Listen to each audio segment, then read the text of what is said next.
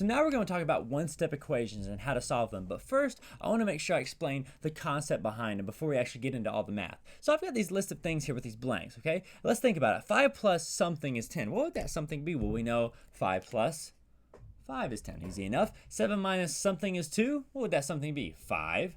Okay. 9 divided by something is 3. 9 divided by 3 is 3, correct? The 10 times something is 40. Well, we know 10 times 4 is 40.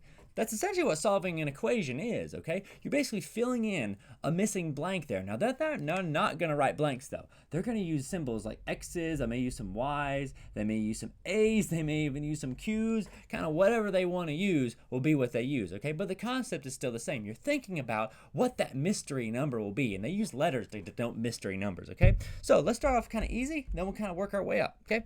Let's do one we got essentially one step. Simple thing to do. 3 plus p.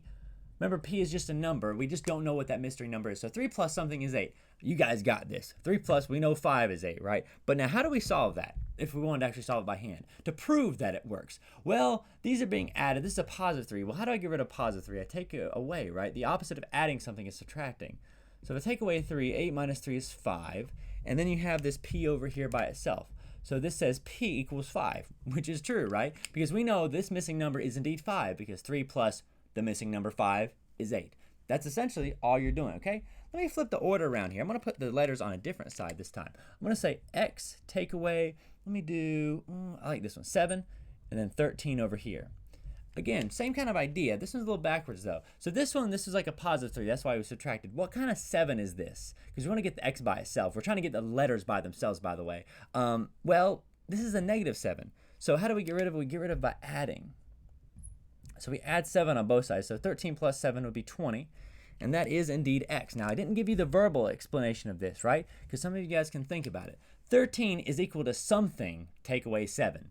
13 is equal to 20. Take away 7.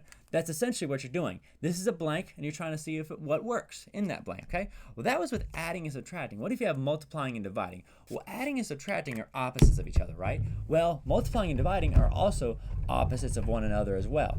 So you get rid of them just by performing the opposite operation. And I forgot to kind of say, because I'm kind of making sure you kind of know how to do this in your head more than anything else, but when you're doing this, you're always trying to get the letter by itself, whether that's A, B, C, D, all the way up to X, Y, and Z, right? So technically, that's what you're going to be doing whenever you're solving for these things, okay? Let's do one where you have some multiplying, okay? Let's do, do we want to do a weird one? Let's actually copy this one over because I like that one. 10q equals 40. Now, this means 10 times some number we don't know, mystery number, let's call it q, is 40. We know that's going to be 4, but let's again prove it. What's the opposite of multiplying? Well, it's dividing. So let's get rid of that 10 because we want to get this q by itself. So we divide by 10 on both sides. So this 40 divided by 10 is 4, and that is indeed my q because again, 10 times the missing number, 4, is indeed 40, okay?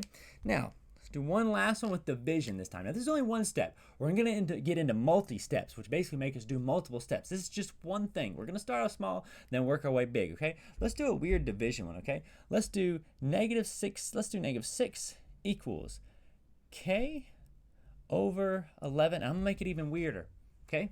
We'll put it negative in front of that. Here's a rule I want to kind of preload you with, okay? If you have a negative in front of a fraction, you may say, where does it go? Does it go top, bottom, middle? I don't know where it goes. It kind of depends on where you want it to go. I can put this on where the k is at. I can put it here. I can put it outside in the middle. What I'm going to do is I'm going to move it down a little bit. I'm going to move it up here. I'm going to move it on this, let's move it here. Doesn't matter, all right? So how do I get rid of that? Well, again, it's the opposite. Just like how this was multiplying and I got rid of it by division, this is dividing. So how do I get rid of division? Well, I multiply. This is how I write multiplication. So I multiply by this number on the bottom, and I multiply over here. So this becomes, remember our rules we talked about at the beginning, 11 times 6 is 66. But remember, 2 negatives make a positive.